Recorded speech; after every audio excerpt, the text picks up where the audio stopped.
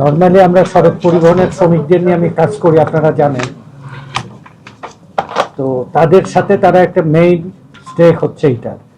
গতবারের দুইটি একটা বেটার ম্যানেজমেন্টের জন্য একটা ভূমিকা ছিল মালিক, শ্রমিক, সাংবাদিক, পুলিশ এবং রিলেটেড অন্য অর্গান, যেমন বিআরটি বা বিআরটিসি, রেল, এইগুলোকে আমরা রিলেটেড করছিলাম। তো এই চারজন মেইনলি মাঠে থাকে, পুলিশ থাকে, সাংবাদিক থাকে, মালিক থাকে, শ্রমিক থাকে। এই চারজনের মধ্যে আমরা একটা কোঅর্ডিনেশন গড়ে তুলেছিলাম। এটা মোটিভেশনাল সমস্ত প্রোগ্রামের সাথে সাংবাদিকরাও রোল প্লে করছিল। এই 1 কোটি 1.5 কোটি মানুষকে ম্যানেজ করা, এর মধ্যে সাংবাদিকও আছে, শ্রমিক আছে, মালিক আছে, জনগণ আছে। এবারও আমি অনুরোধ করব, আমাদের যে ম্যানেজমেন্টটা আছে সে ম্যানেজমেন্টের মধ্যে আপনাদের অর্গানাইজেশনালি অথবা যারা বিশেষ করে এই ঢাকা এই পরিবহন বিট করেন তাদের সবাইকে নিয়ে আমরা একটা পূর্ব আলাপ আলোচনা করে অতীতের দুইটি অভিজ্ঞতা, আগের অভিজ্ঞতা, এবার আরো যেন উন্নত সেবা পাওয়া যায় তার জন্য কি করা হয়েছে, যে আমরা এখানে একদিন ছুটি আমাদের দাবি ছিল, যেটা আমি এসেই শুনলাম মাননীয় মন্ত্রী ক্যাবিনেট মিটিংয়ে, আমাদের এই মিটিংয়ের আগেই একটা বিশেষ 18 তারিখ ছুটির একটা ব্যবস্থা করার কারণে নির্বিঘ্নে যাতায়াতের একটা ব্যবস্থা উনি করেছেন। 2 হচ্ছে মেরামত সংস্কার যে কাজগুলো আমি নিজে উপস্থিত থেকে দেখলাম, উনি যথাযথ জায়গায় যথাযথ স্টেপগুলো নিয়ে আসে, বেটার অ্যারেঞ্জমেন্ট হবে।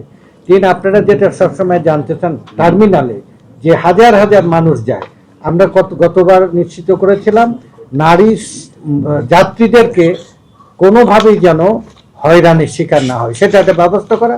মূলত টার্মিনালটা মালিক এবং শ্রমিক, পুলিশ এবং সিটি কর্পোরেশন এবং অন্যান্য অর্গানগুলো যেন কাজ করে। এবারও যেন সকল যাত্রীরা নিরাপত্তা পায়। অতিরিক্ত ভাড়া আমরা মালিকদের কাছ থেকে প্রতিশ্রুতি নিয়েছি।